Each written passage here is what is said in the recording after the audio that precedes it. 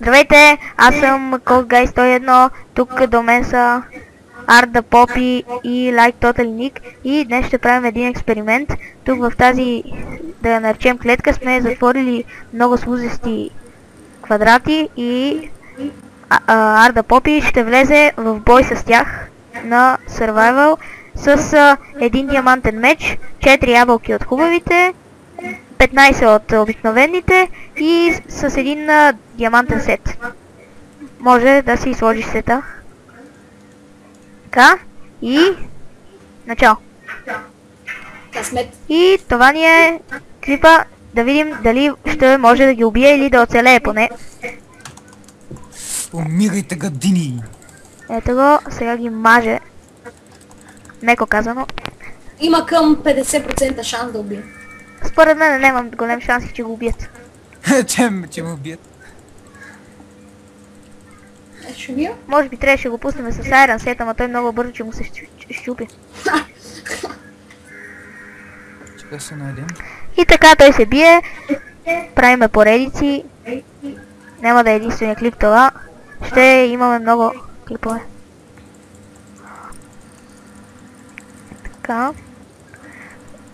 За сега изглежда се справя добре. Сега наделява. Наделява по някакъв начин. Яде ябълки. А защо си ги хабил толкова рано? Яде ги и тия. От обикновените, не от хубавите. Айде. За сега се справя. Но сета му не е вечен. Да. Има още малко. Разчупване на сета ми. Доста демидж му взимат, така че няма да е лесно да се справи.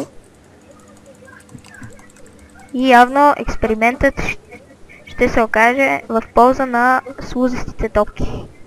Топки ли са, кубове ли са, какви са? Блокове. Давай, Попи! Де бе? Не съм поп. Не се знае. Знае се. Никога не се знае. Това е първата част на експерименти, ще правим много експерименти и в следващата част ще видите един от нас в същата клетка с битка, в битка с вещици. Ще видим дали ще потръгне, но за сега е това. Вижда ли ми се или бутушите са му щупени? Не са му, здрави са му, все още. Сега ще държат миличките. Горкичките. Абе, не знам, мисля, че ще успееш да ги еш. Давай. Арда, Попи. Как е сета? Зле, има още неколко. Но въпреки това той е на червено. Но въпреки това той ще успее да се справи. Но все пак не е лесно. Ако решите да го правите това, за да събирате слуз, ще ви трябва цял диамантен сет и то да го изхабите. Също в един от епизодите в една тясна клетка ще направим Lightner и ще го бием за адска звезда. Той е почти готов, приключва. Останаха малки купчета. Ще малко.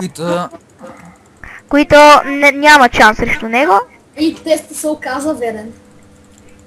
И така разбрахме, че човек с тези неща за оцеляване може да оцелее в една клетка с доста слузести куба. Това е от нас. До другия път.